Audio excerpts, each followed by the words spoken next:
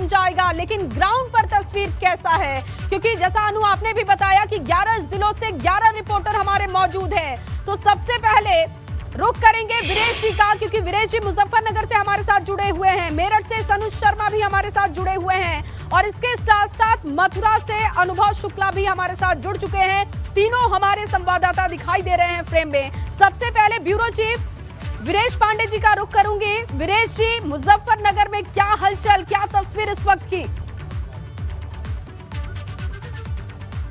देखिए, यहाँ की सर्द हवा और सर्द मौसम को भी दिखाऊंगा, क्योंकि जब पश्चिमी उत्तर प्रदेश की बात होती है तो योगी जी कहते हैं कि शिमला बना दूंगा, तो ये नैनीताल तो कम से कम बन चुका है। और इस वक्त केंद्रीय मंत्री संजीव बालियान साहब हैं और टेम्परेचर कितना है चुनाव का, इससे अंदाजा आपको लगेगा कि ये चुनाव प्रचार पर निकलने वाले हैं। और ये किस तरीके से निकल रहे हैं ये भी दिखाना दर्शकों को जरूरी है। देखो, ये चप्पल पहन के निकल रहे हैं, क्योंकि यहाँ मुकाबला बहुत टफ हो चुका है। 2017 में 6 सीट भारतीय जनता पार्टी जीती थी, लेकिन बालियान साहब उठे और भाग रहे हैं अपने समर्थकों के साथ। हमने कहा, अरे साहब रुकिए, कुछ बोलिए, दर्शक देखना चाहते हैं, सुनना चाहते हैं कि पश्चिमी उत्तर प्रदेश में जो जाट, मुस्लिम और तमाम गठबंधन की बात होती है, संजीव बालियान साहब नेतृत्व ने आप पर भरोसा किया है। क्या स्थिति है भारतीय जनता पार्टी? बढ़िया, जैसे 2017 में हालात थे, करीब करीब चुनाव वहीं जा रहा है। और वोटिंग परसेंटेज अगर भारतीय जनता पार्टी का बढ़ेगा, आप देखना पश्चिम उत्तर प्रदेश में कम नहीं होगा, ठीक रहेगा।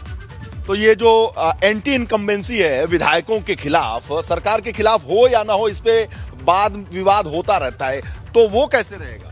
देखिए, जब 5 साल आदमी कहीं ना कहीं रहता है किसी पद पे, तो थोड़ी बहुत होती है। लेकिन जब चुनाव आता है तो अगर किसी विधायक से नाराज है तो योगी के नाम पे दे देगा, योगी जी से नाराज है तो मोदी जी के नाम पे दे देगा, किसी से नाराज है तो मेरी वजह से दे देगा। तो घूम फिर कर सब वहीं आ जाए, सब आपस में मान जाते हैं। सुन लो भैया, अगर सबसे नाराज होगा विधायकों से तो बालियान साहब के नाम पर दे देगा। मुजफ्फरनगर के वोटर्स जो हैं उन पे भरोसा करेगा। क्यों भरोसा करेगा? लाड कर दिया आप लोग। लाड करें, अच्छा, प्यार करें, बस लाड करें मतलब जो पूरब के लोग समझे भैया, प्यार करें जी, प्यार करें। और यहाँ का माहौल बदला है इस पिछले 5 साल में, अगर आप देखेंगे तो यहाँ का माहौल में बहुत बदला। माहौल बदला, मुझे आपके घर के पास भी माहौल बदला नजर आ रहा है। साहब को देखिए, ये बालियान साहब के बड़े कट्टर समर्थक हैं। और मूछ हो तो नथुलाल भाई साहब, आपका नाम क्या है? संजीव पवार। संजीव पवार। मूछ हो तो संजीव पवार साहब का टाइप का हुआ है जी। इतना बदला है, पवार साहब की उंगली काट के ले जाते अगर 17 से पहले इतना सोना ही पहनते तो। ये इसलिए सोना पहन रहे हैं इतना, नहीं तो पता लगता उंगली गायब हो जाती है। देखिए, बालियान साहब कह रहे हैं केंद्रीय मंत्री है, ये देखिए सोना, ये देखिए कह रहे हैं कि कानून व्यवस्था इस कदर है कि ये सवेरे सवेरे मॉर्निंग वॉक पे भी घूम के आ रहे हैं। और ये सोना चांदी अगर रहता तो बालियान साहब कह रहे हैं कि 17 में क्या होता? उंगली भी ले जाते इसकी सोने के साथ साथ, इसकी उंगली भी गायब थी, इसका कुछ नहीं मिलता बेचारे का, इसका कुछ नहीं कुछ नहीं मिलता। यही हालत है बाकी तो, ये हालत में यहाँ भी कुछ पहले। अच्छा, नहीं, बिल्कुल मंत्री बिल्कुल सही कह रहे हैं, ऐसे ही हालत थे पहले। देखिए, ये प्रतीक है कानून व्यवस्था का। जैसा कि मंत्री जी का कहना है कि पश्चिमी उत्तर प्रदेश में जो कानून व्यवस्था है वो इस कदर बेहतर हुई है, ऐसा दावा है बालियान साहब का कि जो इनके समर्थक हैं। और पवार साहब की मूछ जो है वो भी बहुत, और ये गर्दन में जो पहने, ये क्या होता है? गर्दन तो देखो कट सकती बेचारे गर्दन भी, यहाँ कुछ नहीं भरोसा किसका क्या कट जा। चेन स्ट्रेचिंग की तो ये हालात थी कि मुझे नहीं लगता कि कोई भी महिला, हमारी बहन बेटी चैन पहन के शहर में नहीं निकल सकती थी दिन में ही। शाम तो छोड़ दीजिए आप, चैन का तो ऐसी हालत है कि आप निकले घर से और चैन गया या गला गया, एक चीज जानी थी। अच्छा, ये बताइए, आप तो अब सुरक्षित महसूस कर रहे हैं, आप वोटर भी हैं, तो आप जैसे सुरक्षित महसूस करने वाली महिलाएं, पुरुष, ये क्या वोट कर रहे हैं भारतीय जनता पार्टी? बिल्कुल बिल्कुल भाई साहब, अड़के वोट करेंगे भारतीय जनता पार्टी और खूब वोट करेंगे, अड़के वोट करेंगे, सभी वोट कर देंगे। ऐसी कोई बात नहीं कि कुछ भी दिक्कत हो।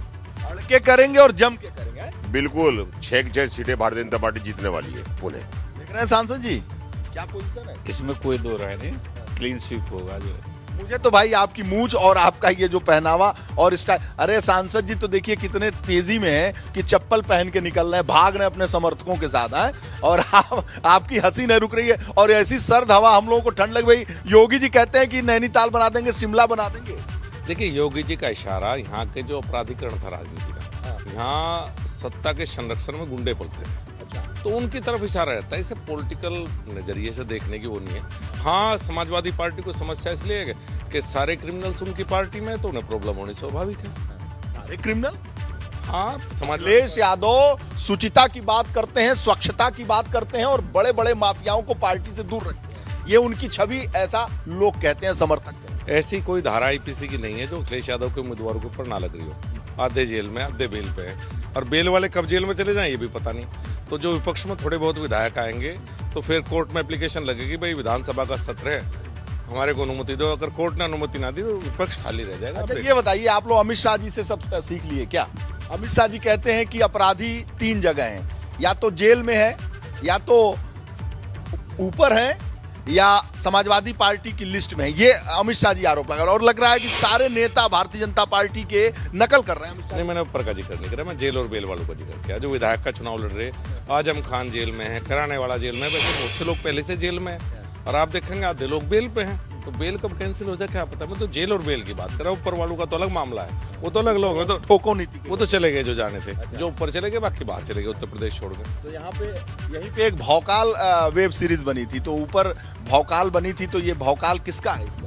नहीं, भौकाल की बात नहीं, वेब सीरीज का वो जो जमाना दिखाया गया है वो जमाना बहुत वाकई यहाँ क्राइम बहुत ज्यादा था, इसमें कोई शक नहीं। क्राइम कैपिटल मुजफ्फरपुर कहा जाता था, और अपराध की राजधानी मुजफ्फरनगर, इसके सांसद हैं और यहीं से केंद्रीय मंत्री हैं। अब ये बताएंगे कि अपराध का जो ये कैपिटल था कैसे राजधानी छीन गई। भाई राजधानी बनाने के लिए लोग मार मचाए रहते हैं कि हमारी राजधानी बनाओ, जिला बनाओ, हमारे इलाके को, हमारे शहर को राजधानी बना दो, और आप राजधानी किस नाम से आप सोचते हैं कि राजधानी न रहे? आप दिल्ली से आए हैं, जब आप मुजफ्फरनगर जिले की सीमा में दाखिल हुए उसके बाद आपने रेस्टोरेंट और रिजोर्ट देखे हैं दोनों तरफ, ऐसे देश में कहीं नहीं है। और पहले जब आप आते, हमारी सरकार ना होती, तो आप शीशा चढ़ा लेते, उत्तराखंड में जाकर रुकते, ब्रेक नहीं मारो थे मुजफ्फरनगर में। यहाँ ब्रेक मारना अलाउड नहीं था, डर से। और अब जो भी आता है हरिद्वार जाता है तो हमारे यहाँ खाना खा के जाता है। तो ये बदलाव, छोटा बदलाव मान रहे हैं, बड़ा मुश्किल था, बड़ा मुश्किल था। एक बात तो है कि मैं जब दिल्ली से चल रहा था और मेरठ रास्ते से देखा, मुजफ्फरनगर तक हर दोनों तरफ केवल रेस्टोरेंट हैं, ढाबे हैं। मुझे तो ऐसा, मतलब पंजाब के रास्ते पे भी जाइए तो एक तरफ दिखता है, दूसरी तरफ नहीं दिखता। आखिर कारण क्या? ये बड़ी बात आपने कहा। अगर आप आएंगे, हरिद्वार जाएंगे, तो निश्चित रूप से इस बात का एहसास होगा, क्योंकि सभी लोग सड़कों पर चलते हैं, सभी लोग देश के अलग अलग इलाकों में जाते हैं। लेकिन मैंने भी सोचा, मैंने अपने छायाकार से भी कहा कि ये तो देखने वाली गजब की बात है कि दोनों तरफ रेस्टोरेंट, ढाबे और इस तरह से खुले हुए। इतनी जनता आती कहां से, इतनी गाड़ियां कहां से आती, उनका पेट कैसे पलता है? देखिए, दिल्ली से हरिद्वार के रूट में मुजफ्फरनगर पड़ता है, तो हरिद्वार देश का हर व्यक्ति कभी न कभी जाता है, चाहे वो महाराष्ट्र का हो, उड़ीसा का हो, किसी प्रदेश का हो। पहले ये था कि मुजफ्फरनगर से गुजरना अपने आप में डर पैदा करता था, ऐसे हालात यहाँ थे। तो पहले यहाँ लोग रुकते नहीं थे। ये कानून व्यवस्था में जो बेहतर हुई है, सबसे बड़ा सिंबल है। आप बाहर का व्यक्ति जब भी आपके डिस्ट्रिक्ट में रुकेगा, जब उसे सुरक्षित अपने आप को महसूस करेगा।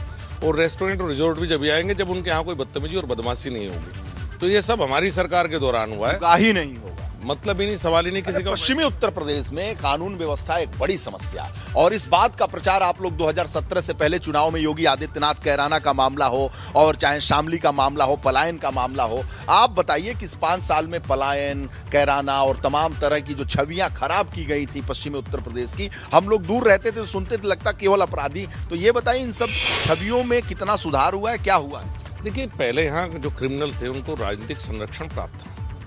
पॉलिटिशियन और क्रिमिनल्स का एक नेक्सस इस वेस्टर्न यूपी में था सभी जगह, चाहे कैराना भी उसी की देन है। कैराने में कुछ बदमाश थे, मुकीम काला, इस तरह के 10-20, और उनको कैराना के एक विधायक का संरक्षण था। पुलिस कोई कार्रवाई नहीं कर सकती थी। तो वो जब सरकार बदली तो वो बदल गया, राजनीतिक संरक्षण समाप्त हुआ, पुलिस ने प्रभावी कार्रवाई की, क्रिमिनल्स को जेल में या कुछ ऊपर जो कहते हैं अमित शाह जी वाली बात, वो बात हुई है। और उसके बाद एक माहौल में ओवरऑल ही परिवर्तन हो गया। जनता पहले से छुटकारा चाहती थी। सबसे बड़ा प्लस पॉइंट वेस्टर्न यूपी के लिए हमारा यही है, भाई आदमी शांति के साथ, सम्मान के साथ जीना चाहता है। उसके ठीक है, आप इतनी बात कर रहे हैं, ये तमाम आपकी जनता खड़ी है, जो आदरणीय जनता है, माननीय जनता है। इन्हीं से पूछ लीजिए कि ये बातें सच हैं कि केवल सांसद जी जब हैं तो केवल भाजपा की बात कर रहे हैं। ऐसा थोड़ी है कि सपा में कुछ नहीं हुआ और बाकी जगहों में नहीं हुआ और बसपा में नहीं हुआ। रेस्टोरेंट वालों से पूछे जो रेस्टोरेंट रास्ते पाए, एक दो से रुक कर पूछना कि अगर सपा की सरकार होती तो आपके शटर डाउन हो गए होते, नहीं होते, रास्ते में पूछ के जाना जाते हुए, वही बता देंगे। यहाँ तो आप कहोगे मेरे साथी इसलिए यहाँ कह रहे हैं, रास्ते में पूछ के जाना। हर रेस्टोरेंट वाले के पास अगर मेरा फोन नंबर ना हो और अगर कोई समस्या हो, सीधा फोन ना करता हो, आप पूछ के जाना, किसी पे भी रुक जाना। बड़ी बात आप बोल, आप पूछ के जाना। एज एमपी आप इतना व्यस्त रहते हैं और आपकी हालत को देख के तो लग रहा है कि आपकी व्यस्तता बहुत है। आप इस स्थिति में जूता भी नहीं पहने, मोजा भी नहीं पहने, और इतनी सर्दी है भैया। और जो योगी जी कहते हैं शिमला बना देंगे, शिमला बाद में बने, नैनीताल तो बन ही गया है, क्योंकि ये गंगा यमुना का दोआब है। और इस गंगा यमुना के दोआब में कहा जाता है कि यहाँ कोई भी ऋतु हो वो बहुत ही परफेक्ट आती है। बिल्कुल 6 की 6 ऋतु हमारे यहाँ मिलती है। पूरी दुनिया में कहीं नहीं मिलेगा आपको। सर्दी गर्मी, हल्की सर्दी हल्की गर्मी, सब चीज़ है यहाँ पे।